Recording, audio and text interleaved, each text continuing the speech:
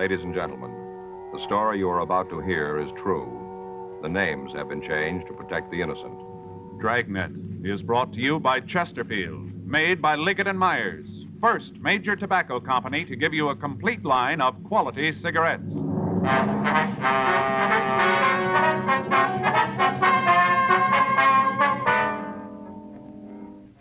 You're a detective sergeant. You're assigned to robbery detail. You get a call from an informant telling you that 3 known gangsters have moved into your city. You don't know who they are or why they're in Los Angeles. Your job, check them out. To sell a product, you have to make it good and keep it good. What do the latest reports show about Chesterfield?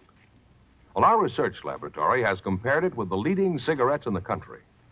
Chesterfield is highest in quality, low in nicotine. Another good reason why thousands of people are changing to Chesterfield every day. Smoke America's most popular two-way cigarette.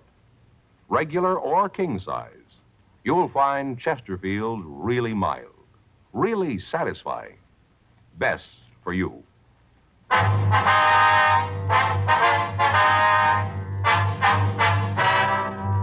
Dragnet, the documented drama of an actual crime. For the next 30 minutes, in cooperation with the Los Angeles Police Department, you will travel step by step on the side of the law through an actual case transcribed from official police files. From beginning to end, from crime to punishment, Dragnet is the story of your police force in action.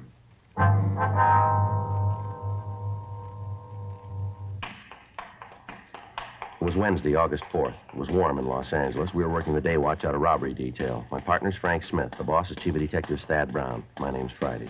We were on our way out from the office, and it was 9:42 a.m. when we got to the Osborne Turkish Bath. Steam room. Hot, isn't it? Yeah. Must be Dell back there. Yeah. Dell? Yeah, who is it? Friday and Smith. Oh, I'll be right with you. Okay. Hey, Joe, did you ever have one of these? One of what? Turkish baths. You ever had one? No, I never have. I understand they're great for colds. You just sit there and it burns the germs right out. It's great. You ever have one? No, but Armin, my brother-in-law, he takes them all the time. Tells me about how it does for colds. Next time he has one, I think I'll go with him. Yeah, it's a good idea. Hi. Sorry to keep you waiting. We've been having trouble with the boiler. Got to keep a close check on the steam pressure in here. That's okay. Let's get out of here, huh? It won't make me unhappy. It sure is hot, Dell. Go on upstairs. We can talk there. Okay. What do you got for us, Dell? Might not go anyplace, but I thought I ought to fill you guys in on it. Mm-hmm. Fellow rolled in here last night. Must have been about 10:30. Night man's out with a cold, so I had to fill in. A cold? Yeah, some kind of virus or something. Oh, yeah. Come on, we can talk in the office. Sit down. You mind if I go over some of these bills while we talk? No, go ahead. Well, this bimbo pulls in here last night, really carrying a load. I registered him and had Jimmy take him upstairs. Guy's kind of loud, rolling all over the place. I wanted to get him upstairs to a room, figuring he'd sack out and we wouldn't hear no more from him. Yeah. Well, he had a different idea. A couple minutes later, he comes downstairs, wants to know what's going on. What do you mean? Wants to know where the steam room is. Says he's not going to sit in the little room all night. He paid for a steam bath. That's what he wants. Yeah. When he starts to talk about his high-powered friends and this deal they're out to pull, I kind of figure there's something wrong. He tell you who the friends were? No, not right now. Just mentioned a guy named Bud. Kept talking how Bud was going to be sore at him because he got drunk. Must have said it 100 times, how Bud was going to be real sore. Sounded to me like this Bud is the big man in the deal. I see. No idea what the deal is, though, huh? No, most he said was that when they left town, they were all going to have a lot of money. More money than I'd ever seen. You got the name on this guy? Oh, here's the register here. Let's see. Yeah, you can see right here. Vernon Carmichael, Los Angeles. Didn't give an address, huh? Once he mentioned he had to meet Bud at a hotel down on South Flower. Didn't say which one, though. Well, Flower's a long street, Dell. That doesn't help much. Didn't give you any ideas at all of what the deal was going to be, huh? No, must be a good one, though. Why do you say that? Well, when I took him up to his room last night, I could see his clothes hanging on a chair. Yeah. On top of his coat, he had a shoulder holster. Looked like a .45 automatic in it. The way I look at it, a guy that's carrying that kind of muscle is figuring on scoring heavy. Did you make any phone calls while he was here? No. Anybody had the room since he left? No, I told the cleanup man to leave it alone. Figure you'd want to go over it. It's a good idea. What time did he leave this morning? Jimmy says it was about 7:30. I figured sure he'd sleep most of the morning. If I'd have known he was going to leave that early, I'd have called you last night. Mm-hmm. Well, we better take a look at that room, Del. Might be able to come up with something that'll tell us who he is. I got something else for you. Yeah, what's that? I mentioned this Carmichael to Jimmy last night. Told him that I thought there was something wrong. Yeah. The reason the guy left so early is that he got a call from somebody. Guess it's the guy that picked him up. Did this Jimmy see who it was? No, did the next best thing, though. Yeah, what's that? Got the license number of the car.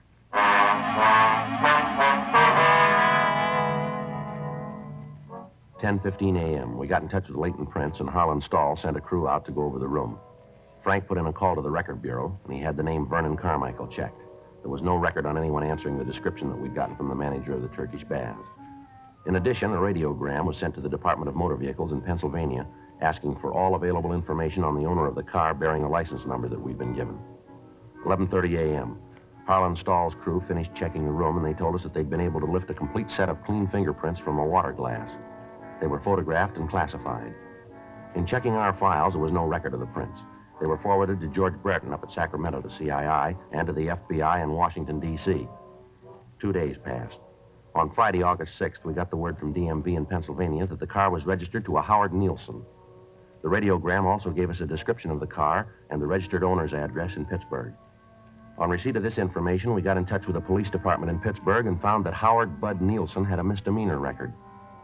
Late Friday afternoon, the kickback from Washington, D.C. arrived with the information that the fingerprints found in the room at the Turkish Bath were those of Vernon Carmichael. His record listed arrests for petty theft and robbery in Pennsylvania. He'd been brought to trial, but he'd been acquitted. Both men were well known to the police department in Pittsburgh as hoodlums. On Saturday morning, the mugshots of both Nielsen and Carmichael arrived. 10:15 a.m. We met with Lieutenant Jack Smyers, and we decided that the information, coupled with the records of the two men, made the incident worth investigation. The mugshots of the pair were copied, and a canvass of the hotels on South Flower Street was started in an attempt to find the residence of the suspects. The search went on for another 2 days without results. Monday, August 9th, 11:47 a.m. Frank and I got back to the office from communications. You know, we're going to feel pretty silly if Carmichael and Nielsen are already back there. Yeah, I know. It's beginning to look like the tip from Dell about the hotel on Flower was off, huh? Yeah. Still a lot of places to check, though. They can... Friday? Yeah. We got it for you. What? Carmichael and Nielsen. We found the hotel.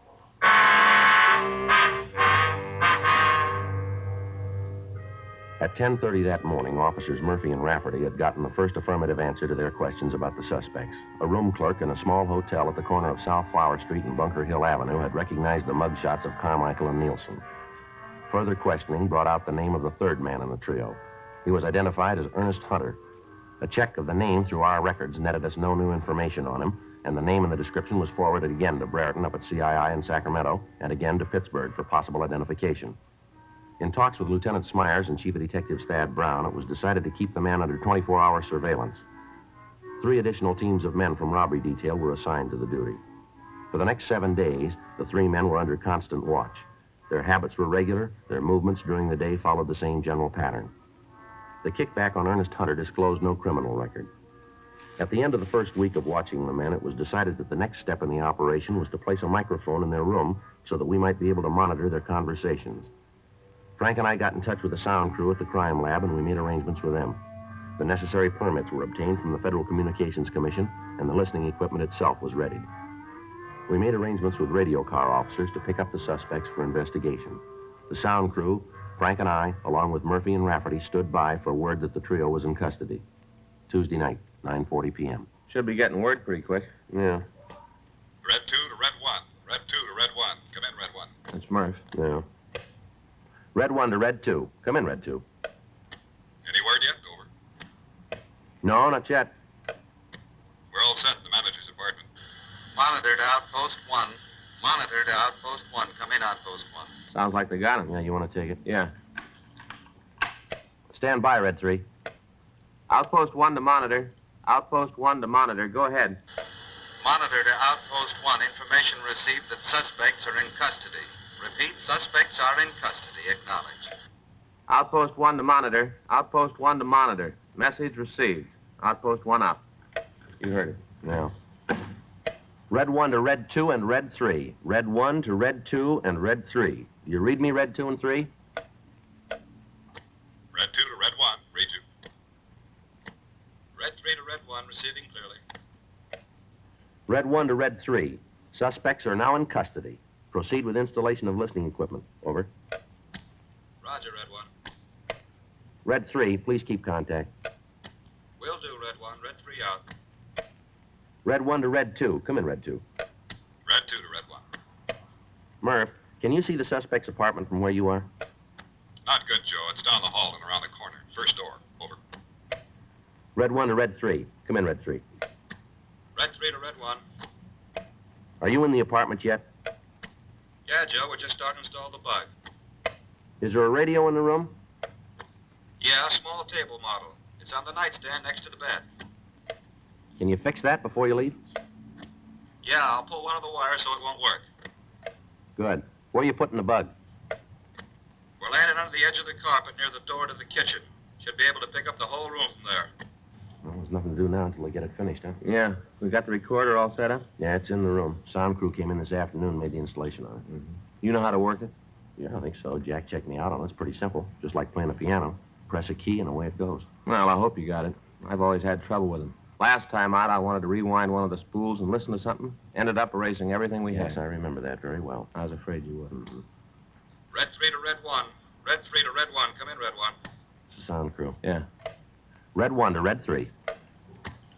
Have completed installation. We're leaving the apartment. Have you seen anybody in the halls? No, all clear. We've had more than our share of luck on this one, Joe. Yeah, let's hope it holds out.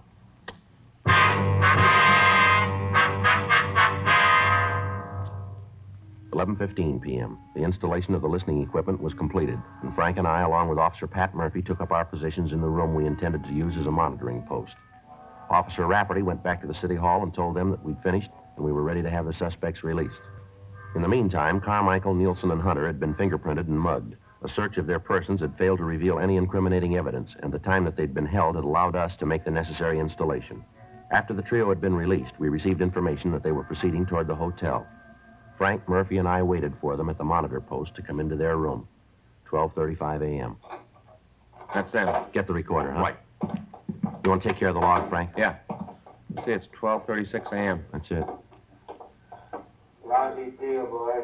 Just wanted to ask you some questions, that's all. That's what you think. They had a reason. You're so smart, you tell me why. Ah, shut up. Will you, Carmichael? You weren't such a big man when he started asking you the questions all the time, saying how he was going to tell them all. Why don't you shut your Probably mouth? when you got tanked up in that Turkish bath, that's probably what tipped him. What tip? A couple of uniformed cops stop us on a routine investigation. They got nothing. Anything on us, you think you'll let us go? Well, do you? You think you'll let us go? Oh, why don't you dry up? Hunter, Yeah? turn on the radio, will you? Get some music. Yeah. And next time you get tanked, come back here, huh? Don't go roaming all over town. That's why they picked us up. You said something. What'd I say? You know what I said, huh? Do you? You being a big man, you tell me what I said to him. They picked me up. Go ahead, tell me. You said something. I don't know what it was, but you shut up your mouth. Hey, Hunter, what's the matter with the radio? I thought you was going to turn it up. I'm trying to. He's broken. Don't worry. That doesn't make any difference. I'm going to hit the sack. Nice to have you shut for a while. You open your mouth anymore, you got more trouble you can handle. That's the way it looks to you. Yeah, it does. You guys don't shut up, I'm going to throw one of you out of here. Now shut up and get some sleep. Good night. Nice. Stupid we got the radio fixed. And that's the way it went for the next 5 days. When the men were in the room, they argued continually. They talked about the deal they were working on, but from their conversation, there was no way of learning what they planned. When they left the room, they were constantly under surveillance, but their movements were routine. They took their meals in the same restaurant. They went to movies. They sat in bars, always together. During the time they were out of the apartment, they made no local contacts. They received no telephone calls. They made none. We knew that they were planning something, but there was no way of knowing what it was. All conversation in the room was recorded and listened to over and over again in the hope that we could come up with some kind of a lead. But the time spent in replaying the recordings netted us nothing. From what they'd said, we figured that whatever they were planning would take place on either Tuesday, August 17th, or on Wednesday, August 18th.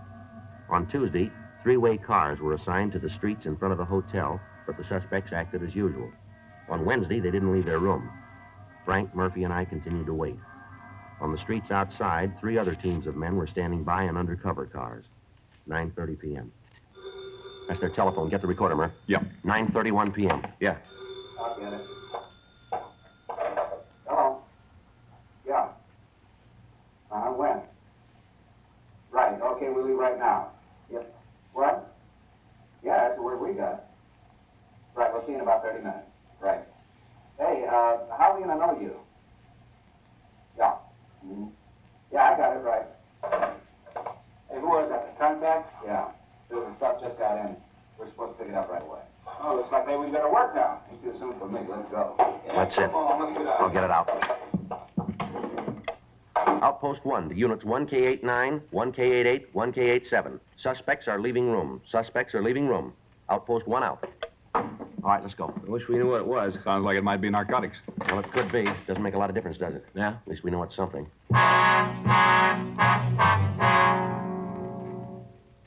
By the time we got to the street, the suspects were getting into their car and pulling away from the curb. Frank, Murphy, and I got to our car and followed them. They drove down South Flower to the corner of Palm Drive and turned left. 3 blocks further, they pulled into a gas station and apparently asked directions. They turned south on Broadway and drove about a mile. At Santa Barbara Avenue, they turned left again and drove 3 blocks. They stopped and parked the car in front of a small bar. We informed the other units of the activity and asked them to stand by in the area. Carmichael got out of the car and entered the bar. Murphy left us and entered the bar after him. Carmichael returned in a few minutes with another man. The 2 of them got back into the car and they talked. At the end of that time, all 4 of the men got out of the automobile and then they entered the bar. Shortly after that, Carmichael, Nielsen, and Hunter walked out of the place. Carmichael was carrying a small package wrapped in plain brown paper and tied with a string. The 4th man wasn't with him. Frank and I got out of our car and approached the men as they stood talking. All right, hold it up, police officers. Over there. Put your hands up on that wall. What's going on? Get your hands up there. Frank, you want to check in the package? Yeah. Keep your hands on that wall. Lousy deal. I hope you're happy, Carmichael. I hope you're real happy. What are you talking about? I've got to lay this one to you. You really took care of this. Stand still and keep quiet. How about it, Frank? I don't know. What do you mean? Where's money? $20 bills. Must be $15,000-$20,000 worth. Queer? As far as I can tell, it's good. Where's that put us? Well, there's $20,000 here. Yeah? Let's find out where they got it.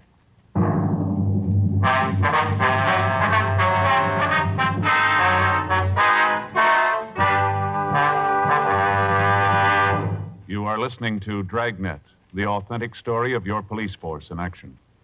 There are good reasons why thousands of people are changing to Chesterfield every day. Why Chesterfield is the largest selling two-way cigarette in America. Why Chesterfield is best for me and best for you. People these days want facts. When you want people to use your product, you have to tell them what effect it has on people who do use it regularly. That's why a doctor has examined for almost 2 years a large group of Chesterfield smokers. 45% of them have, on the average, been smoking Chesterfields for well over 10 years. What is the effect on these people from smoking Chesterfield? No adverse effects to the nose, throat, and sinuses, says the doctor. Consider Chesterfield's record with these smokers, with millions of other smokers throughout America. Another good reason for you to change to Chesterfield. Regular or king size, Chesterfield is best for me, best for you.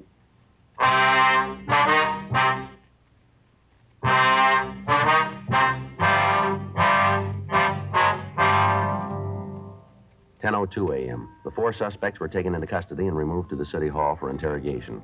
We got in touch with the Secret Service and asked them to come over to the office to check on the currency. The agent arrived and after looking at the money, pointed out several minute mistakes that had been made in the engraving of the plates. He went on to explain, however, that this particular printing was one of the best that he'd ever seen. He told us that the paper used in the bills would be analyzed and that we'd receive copies of the reports as soon as they were finished. 12:14 a.m. While Murphy, Rafferty, and the Secret Service man questioned Nielsen in the interrogation room, Frank and I talked to Carmichael in the squad room. We questioned him for about an hour, but he refused to say anything that would help us get a lead to the source of the counterfeit. 1:30 a.m. How long you figure you can keep this up, Carmichael? I don't know what you're talking Oh, about. now, come off it. We're getting tired of playing kid games here. We want to know where the queer came from now. Who says it's queer? Guy that printed it was pretty sloppy. He made a lot of mistakes. Joe? Yummer. See you a minute? Be right back. Yeah. How you doing? Nothing. Nielsen won't say a word. Gives it to us that he didn't know what was going on. Says he just went out there to pick up a package. They say who they were running the errand for? Well, tells us just he went along for the ride. The whole thing was Carmichael's idea. Mm-hmm. We thought maybe we'd go to work on Hunter, see what we can get from him. Okay. You gonna stick with Carmichael? Yeah, I guess so. From what we heard in the room, if there's going to be a break, I got a hunch it's going to come from him. Okay. You got anything, let us know, huh? Right away. Oh, the big man's back again. Your friend there tell you all about it? No, but yours did. Hmm? Nielsen just laid the whole thing in your lap. You're kidding. So you want to talk to him? What'd he say? The way he tells it, he was just along for the ride. You're the big wheel in the whole thing. He said that? I said you could talk to him if you want to. Well, he ain't gonna make it. He ain't gonna lay it on me. You want to tell us your side of it? Yeah, I'll tell you the way it happened. That lousy bum. How do you like that, him saying I'm the wheel? I'll tell you. All right, now where'd the queer come from? I don't know. I thought you were going to tell us. I'm doing that. I really don't know where it came from. You turn up with $20,000 in $20 bills, and you ask us to believe that you don't know where it was printed. I'm not asking you anything. I'm telling you what I know. That's it. Well, tell us about your part. Nielsen, Hunter, and me were approached in Pittsburgh. By who? I don't know. We're going that way again, huh? All right, so you don't believe me. That's the way it happened. The guy who approached you just walked up and said, here's $20,000, just like that, huh? No, the deal was that Nielsen, Hunter, and me were supposed to come out here. We were supposed to check into a hotel and wait for a call. Guy who called us would have the queer. He'd turn it over to us and we'd pass it. You bought the counterfeit? Yeah. What'd you pay for it? 2.5. For $20? Yeah, 2.5 for 20. You paid the other man we picked up? Yeah, we gave him $2,500. You ever seen the man before? What? The man you bought the queer from. Do you know him? No, never saw him before. He's not the man who made the original contact in Pittsburgh. No, a guy back east was an old man. How old? I don't know, maybe 55, 60, around in there. Not the fellow you met tonight. I told you that before. It's not the same Hear man. him use a name of any kind? No. Just to call him Pop, that's all. Pop. Give us a description of this man, Pop. What's in it for me? Well, what do you got now? Nothing. All right, it'll stay that way. You're in big trouble, Carmichael. If you're smart at all, you're going to cop out the whole thing and cooperate with us. This lousy Nielsen, him all the time yelling about how it was all set. All the time saying we had it made. Sure, I'll go with you. I just want to see Nielsen get his, that's all. Just want to see him get his. We're going to want you to look at some pictures, too. I told you I'd go the route. You just tell me what you want to know. If I got the answer, so have you. All right. What'd he tell you? What? That lousy Nielsen. What'd he tell you about how it happened? He tell you the way I did? He tell it that way? Pretty much, yeah. Sure, that's the way it happened. Can't be told any other way. Well, Nielsen might give you an argument there.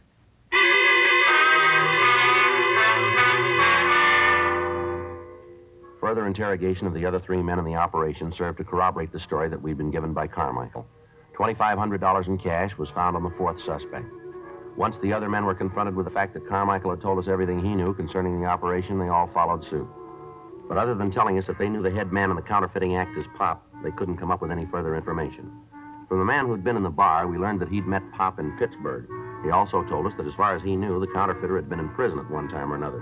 However, the suspect was unable to tell us in what state or on what charges Pop had served time. He went on to tell us that he'd gotten the money in Pittsburgh and that Pop had told him that he'd be contacted later. The Secret Service had completed their analysis of the counterfeit bills, and they told us that they were some of the most perfect printing jobs that they'd run across. The counterfeiter had made one major mistake, however. In the printing of the currency, he'd impregnated the paper with small silken hairs so that it would stand close inspection. The currency now in use is made with nylon hairs. The agent from the Secret Service told us that they had agents working on tracing the manufacturer of the paper in the hopes that they could come up with a lead as to the identity of Pop. The four suspects were booked into the city jail. Thursday, August 19th, we ran the name Pop through our moniker file. Of the 47 cards turned over to us by the Record Bureau, 19 of the suspects listed matched the descriptions that we'd been given. The pictures of the men were pulled and shown to Carmichael and the other three suspects. They were unable to give us an identification. The name and description was sent to George Brereton in Sacramento, and he sent us another 150 possibles. These were checked out without result. The nickname and physical description of the man was sent to Washington, and we got back over 1,000 names and pictures. It took us 6 weeks, working with the Secret Service, to check out these possibles. The results, nothing. Tuesday, October 5th, Frank and I got back to the office. I get it. Robbery Friday. Yeah. Mm-hmm. All right, wait a minute. Wait till I get that down. All right, go ahead. Uh-huh. Yeah. Yeah, well, it should check out. Mm-hmm. Right. Okay, we'll meet you. What you got? Report of the paper and the queer bills just came through. Yeah? Looks like we found Pop.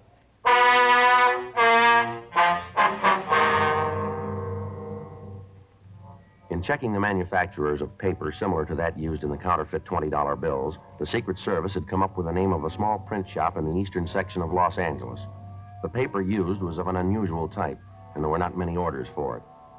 This particular shop had ordered large quantities of it in the past and was continuing to use it. In checking out the name of the man on the order blanks, the Secret Service had found that he'd been convicted of robbery and had served a term in the federal penitentiary in Atlanta. He'd been released and had come to California and opened a small print shop. We spent the next 2 days checking the suspect out. His name was given as Stanley Jackson, age 47. For the next week, the print shop and Jackson himself were kept under constant surveillance. On Thursday, October 14th at 11:50 p.m., the suspect was followed to his print shop. I'll cover the front of the shop, Joe. Right, Murph. Come on, Frank. Yeah.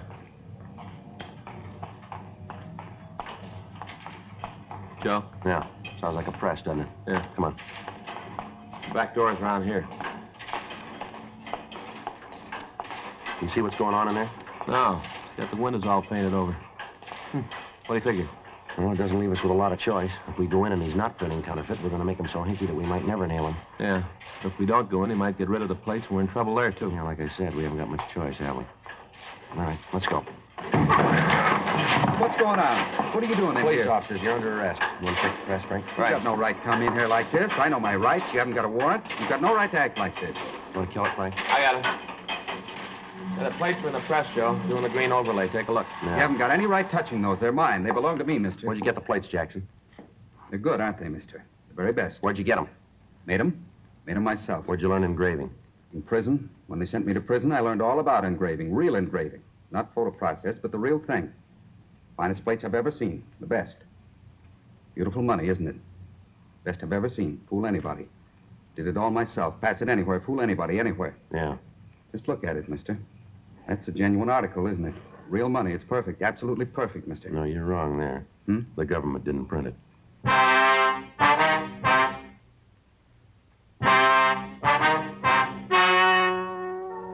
The story you have just heard is true. The names were changed to protect the innocent. On January 11th, trial was held in federal court, Southern District of California. In a moment, the results of that trial. Now, here is our star, Jack Webb. Thank you, George Fenneman. Friends, we've tried very hard to set a Dragnet standard. Now, to put that in just a few words, we try to make each program the kind of entertainment that you want. Now, we're going to keep working real hard at that. And you know, the people who make Chesterfields feel the same way about their cigarette. To sell a product, you have to make it good and keep it good. And the latest reports from our research lab shows Chesterfield is highest in quality. Highest in quality, low in nicotine. Smoke America's most popular two-way cigarette. Chesterfield, regular or king size. They're milder, they're satisfying, they're best for me, best for you.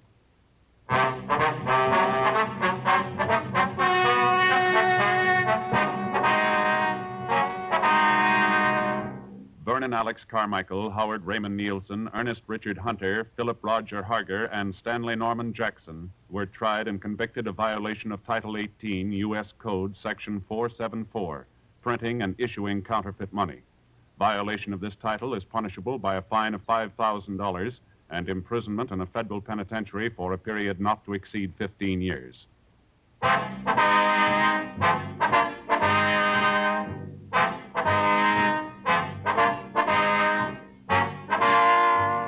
You have just heard Dragnet, a series of authentic cases from official files. Technical advice comes from the Office of Chief of Police W.H. Parker, Los Angeles Police Department. Technical advisors, Captain Jack Donahoe, Sergeant Marty Wynn, Sergeant Vance Brasher. Heard tonight were Ben Alexander, Clarence Cassell, Jack Crucian, Harry Bartell. Script by John Robinson. Music by Walter Schumann. Hal Gibney speaking. Watch an entirely different Dragnet case history each week on your local NBC television station. Please check your newspapers for the day and time. Chesterfield has brought you Dragnet, transcribed from Los Angeles. Have you tried new cork tip Fatima? It's the smooth smoke with Fatima tips of perfect cork. King size for longer filtering and Fatima quality for a much better flavor and aroma. Remember, Fatima with tips of perfect cork is made and guaranteed by the makers of Chesterfield, Liggett & Myers Tobacco Company.